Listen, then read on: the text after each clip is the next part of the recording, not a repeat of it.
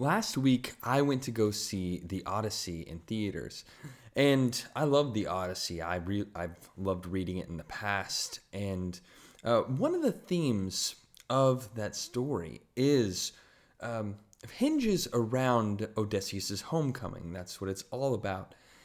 And when Odysseus gets there, he is warned that he needs to go there covertly to see who's really on his side and who's not. And as Odysseus arrives at home, he dresses up as a simple, poor beggar in disguise. He's been gone for approximately 2 decades at this point. And he goes and he meets his old swineherd named Eumaeus. And he's practically blind now. And he finds that swineherd, the guy who keeps his pigs, he is one of his few and loyal, faithful servants that still was loyal to him, even though chances were that his master was dead. He still wanted to help, to root for his master, and against all those suitors who were trying to take and swindle everything that Odysseus owned and loved. And as I read the end of Matthew 24, we see that we need to be servants like Eumaeus. Our master is gone from his household, and he has left us and the other people in charge of his household. We are a part of his church here, and while he is absent, we are supposed to remain faithful and be watchful. He says in verse 43, Jesus says, "But understand this, if the owner of the house had known in what part of the night the thief was coming, he would have stayed awake and would not have let his house be broken into. Therefore you also must be ready, for the Son of Man is coming at an hour you do not expect."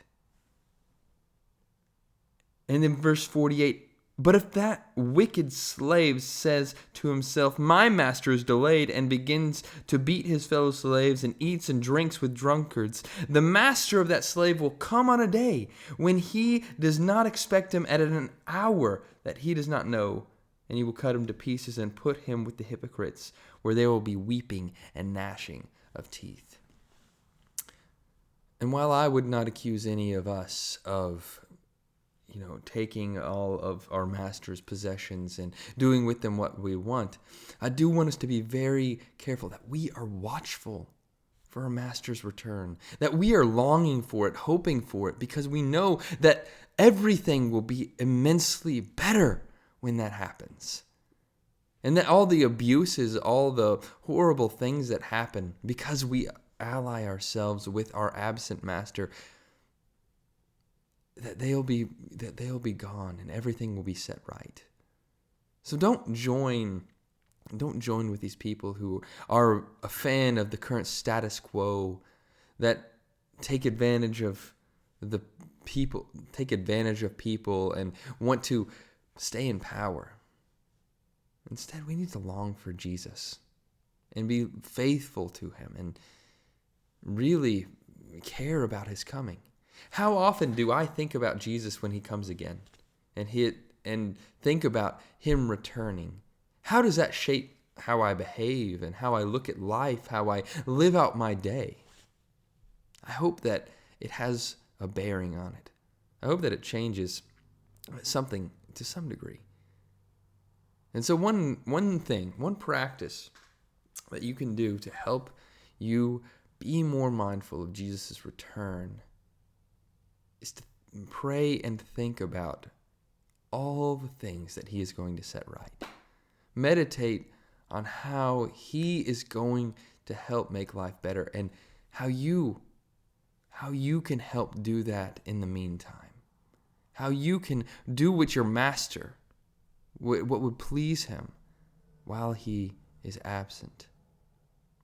And so I hope that we will remain strong and remain faithful like Eumaeus was to Odysseus, and that in a more real sense we will be found faithful and doing our master's work when he comes again.